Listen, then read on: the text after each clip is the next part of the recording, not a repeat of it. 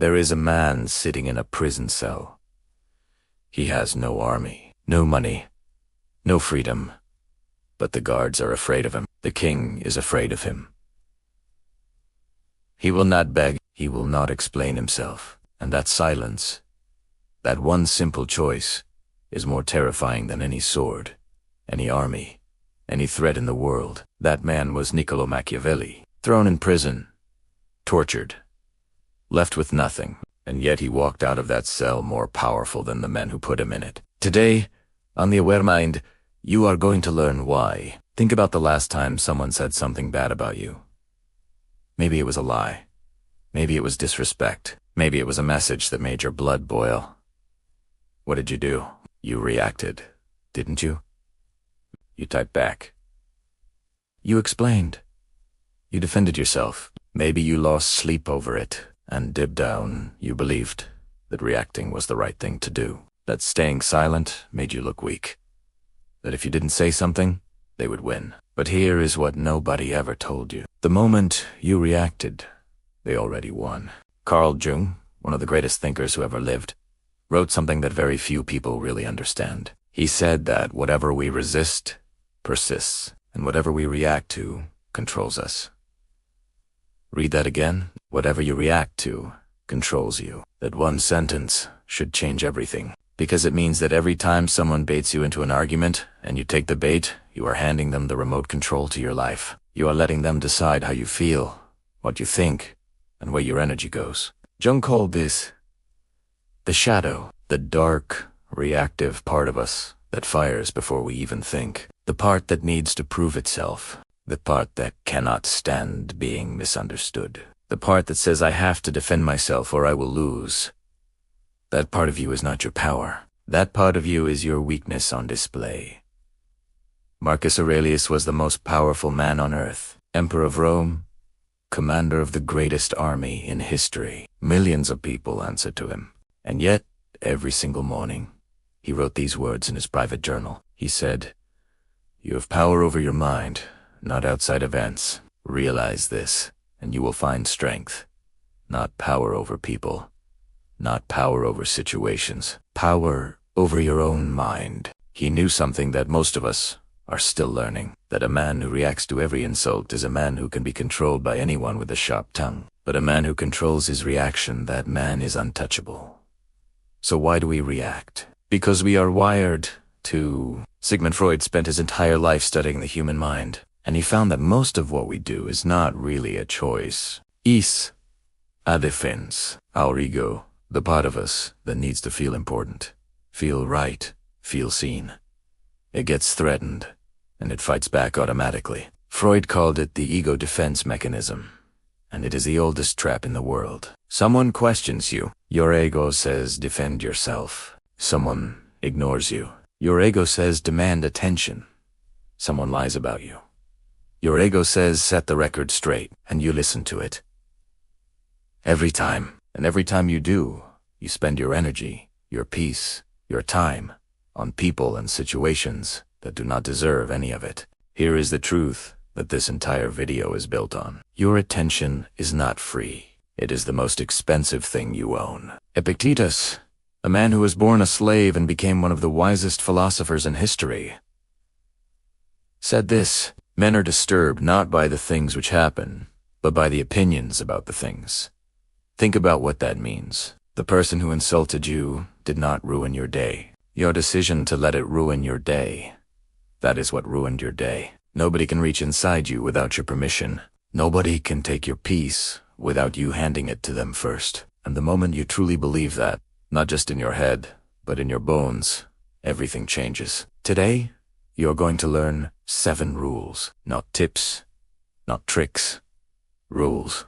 Rules that Machiavelli lived by when he had nothing left but his mind. Rules that Marcus Aurelius used to lead an empire without losing his soul. Rules that Carl Jung discovered by studying the darkest corners of human psychology. These rules will teach you how to stop reacting and start winning. How silence becomes a weapon that nobody can fight. How ignoring someone can break them more completely than any argument ever could. How choosing when to show up and when to disappear makes you magnetic in a way that words never can. By the time this video ends, you will see every interaction in your life differently. You will understand what real power feels like, and you will never give it away again. Are you ready? Then let's begin. Drop this in the comments right now. Asterisk. Asterisk, my mind is my power. Asterisk, asterisk, say it, mean it. Because from this moment forward, it is. Rule number 1, guard your attention like it is sacred. Not like it is valuable. Not like it is important, like it is sacred. Because here's something almost nobody understands. Your attention is not just your focus. It is your life force. It is your energy. It is the very thing that makes you, and most people are bleeding it out every single day without even noticing. Robert Greene spent years studying the most powerful men and women in history. He studied how they rose, he studied how they fell. And he found one pattern that showed up every single time. The ones who fell, they gave their attention to everyone. Every critic, every enemy, every person who wanted a reaction, they fed them all. And the ones who rose, they were almost cold about it. They chose. They were selective. They treated their attention like a resource that could run out. Because it can. Greene wrote that the most important skill you can develop is the ability to make your presence felt by withdrawing it. Not by pushing. Not by demanding. By simply becoming less available. And the moment your availability drops, your value rises. Think about the last time you chased someone's approval. Maybe it was a boss who never noticed your work. Maybe it was a friend who took you for granted. Maybe it was someone online who seemed to enjoy making you feel small. And the more you tried, the less they cared. Why? Because you had already shown them that your attention was free, that it cost nothing, that it required no effort on their part to keep. And free things have no value. But the moment you stopped chasing, something shifted. Suddenly they noticed. Suddenly they checked in. Suddenly they wanted to know where you went. That is not a coincidence. That is psychology. Carl Jung called it the principle of psychic energy. He said that our mental and emotional energy works exactly like water. It flows toward the lowest open space, and when you fill every space, when you are available to everyone at all times, there is no flow. There is no pull. There is no mystery. But when you close some spaces, when you become selective, the energy of other people naturally flows toward you. They are drawn to the gap. They want to fill the silence you leave behind. So, here's the practice. Before you give anyone your attention today, ask one question. Has this person earned it? Not do they need it. Not are they asking for it. Not would it be rude to ignore them. Has this person earned it? If yes, give it fully. Give it generously. Be completely present. If no, protect it. Walk away. Scroll past. Let the message sit unread. This is not coldness. This is not cruelty. This is the first and most important act of self-respect. Because you cannot be fully present for the people who matter if you are constantly leaking energy toward the people who do not. Drop this affirmation in the comments. Asterisk. Asterisk. My attention goes to those who earn it. Asterisk, asterisk, rule number 2. Silence is not surrender. Silence is domination. There is a story that most history books skip over. In 1513, Machiavelli was accused of plotting against the ruling Medici family in Florence. He was arrested. He was tortured 3 times on the strapado, a method so brutal that men broke after one turn. Machiavelli did not break. Not because he felt no pain, but because he understood something in his bones that most people never grasp. Every word you speak under pressure is a weapon you hand to your enemy. He said nothing.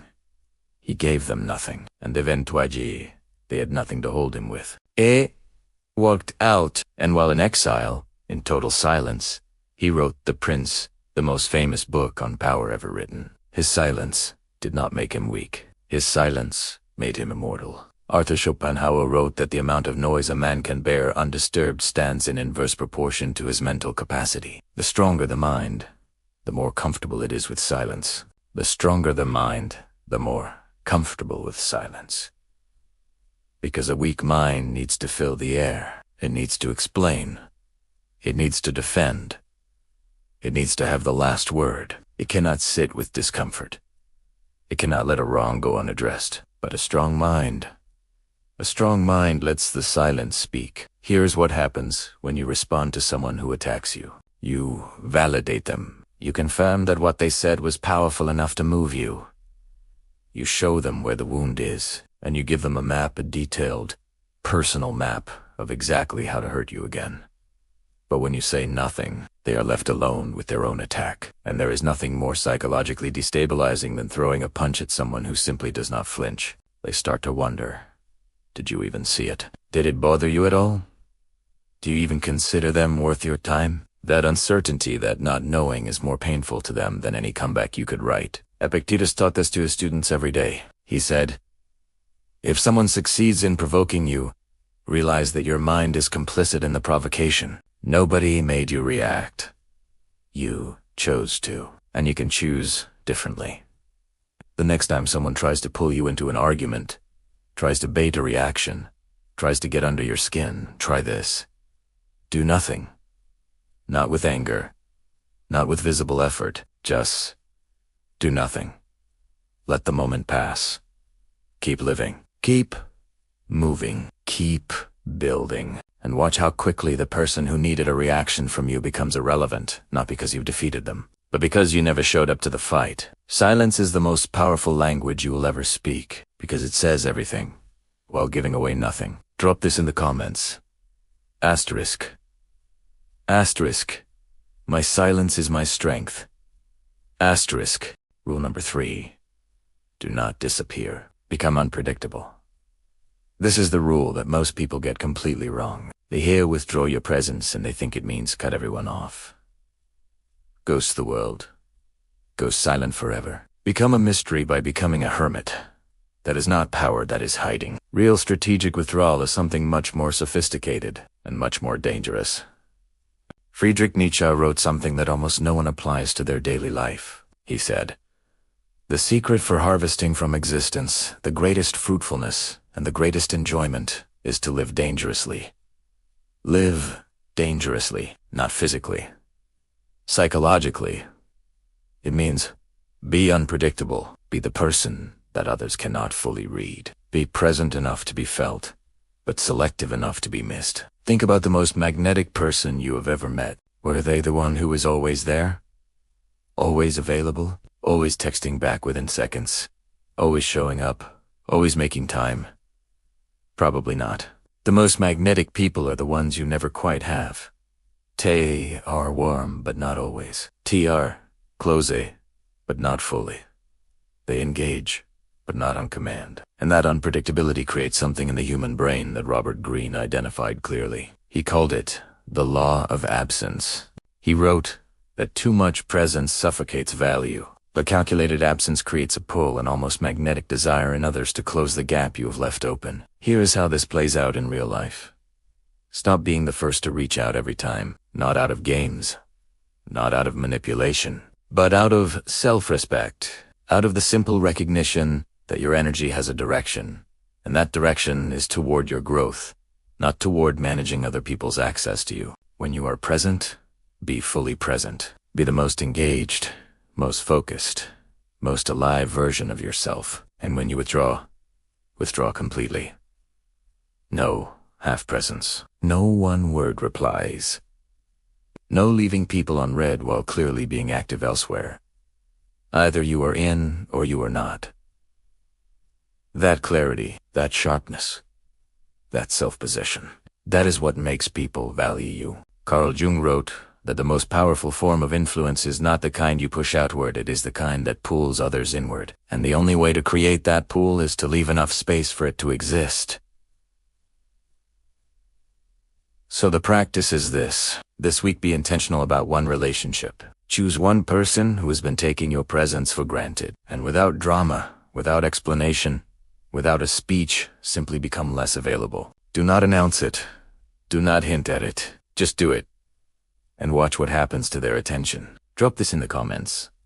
Asterisk, asterisk, I choose. When I show up.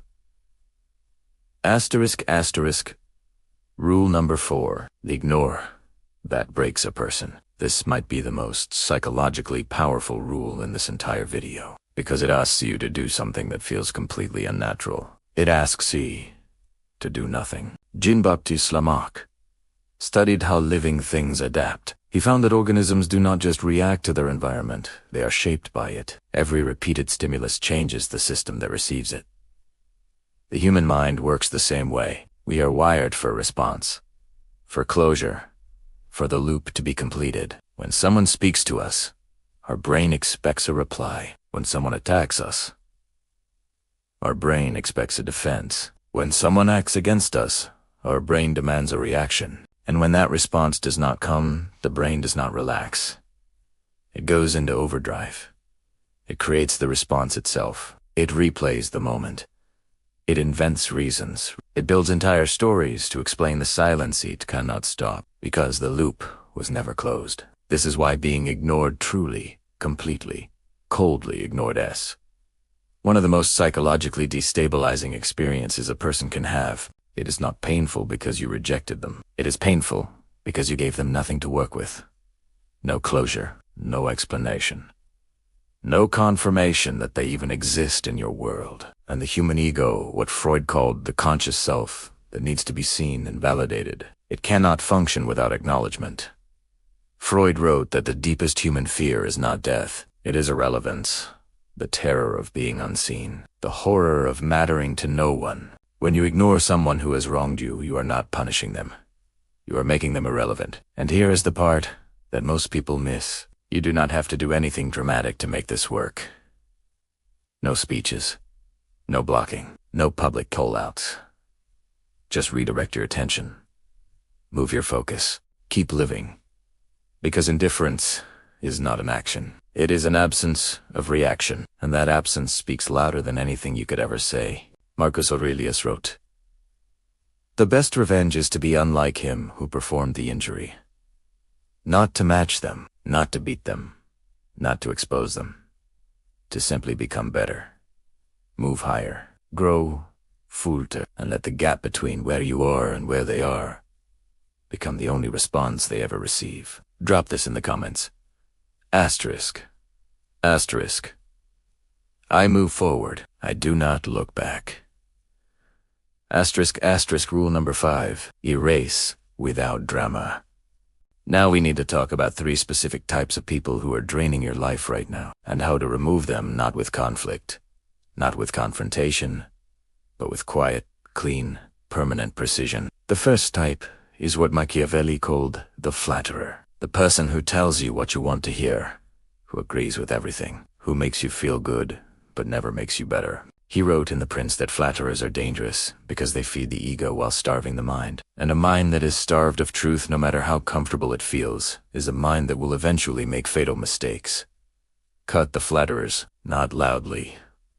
Just stop giving them proximity. Stop sharing your real thoughts with them. Let the relationship slowly breathe its last. The second type is the chronic critic, the person who never builds, never creates, never risks anything but always has something to say about what you are doing wrong. Nietzsche named this type clearly. He called them the herd, the people who tear down what they cannot reach. He wrote that the creative person will always be attacked by those who have chosen comfort over courage.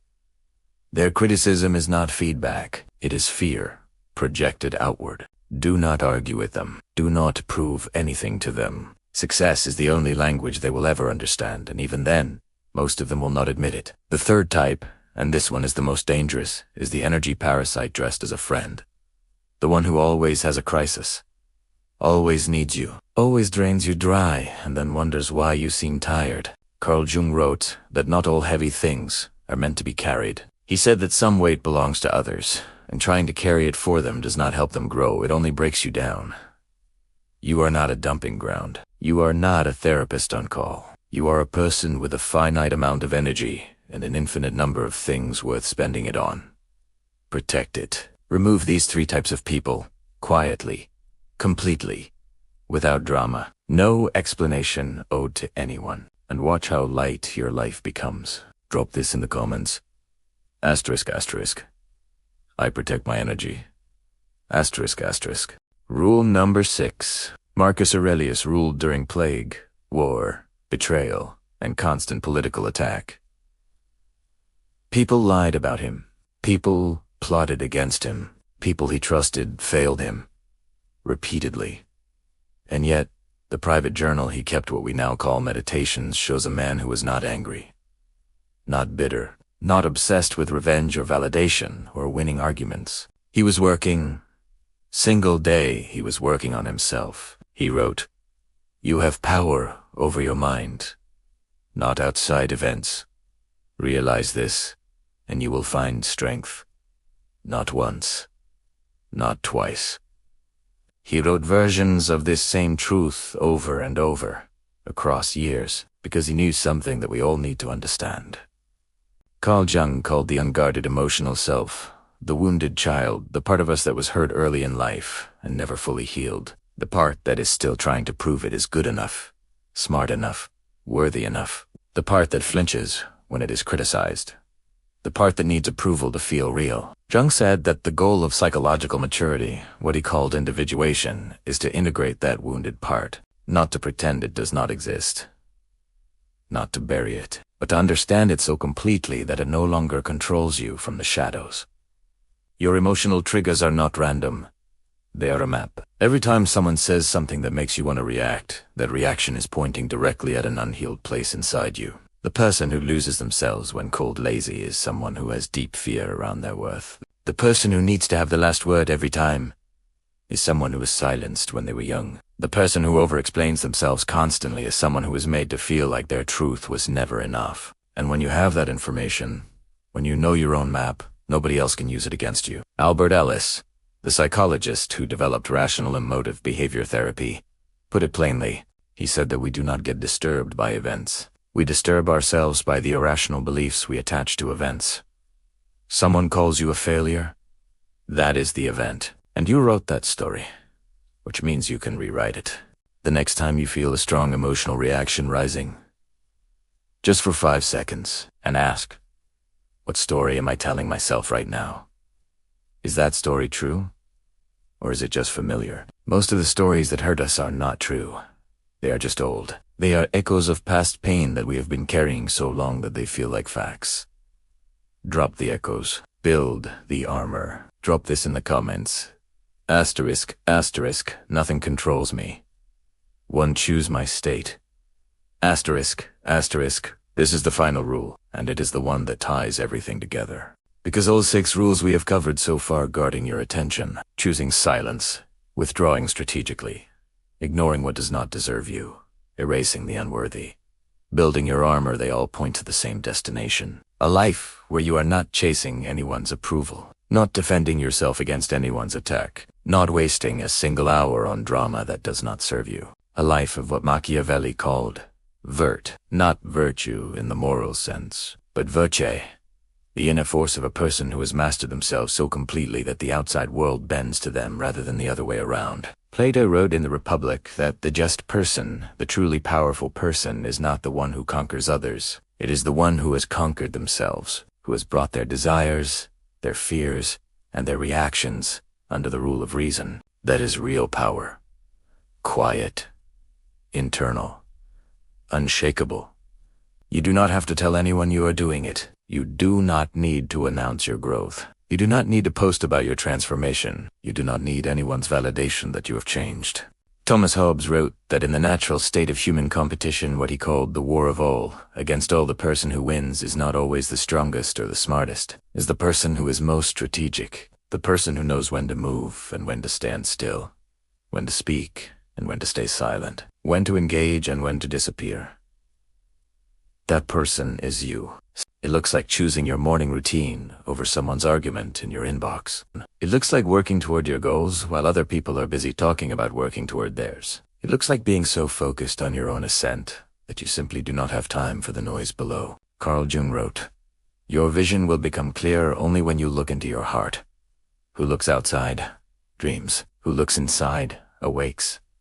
The reactive person is always looking outside, looking at what others are doing, looking at who insulted them, looking at what they need to defend, looking at what they need to prove.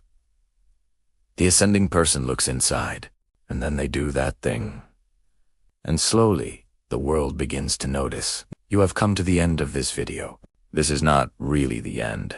This is the first moment of a different way of living. From this moment forward, you do not react. You do not explain.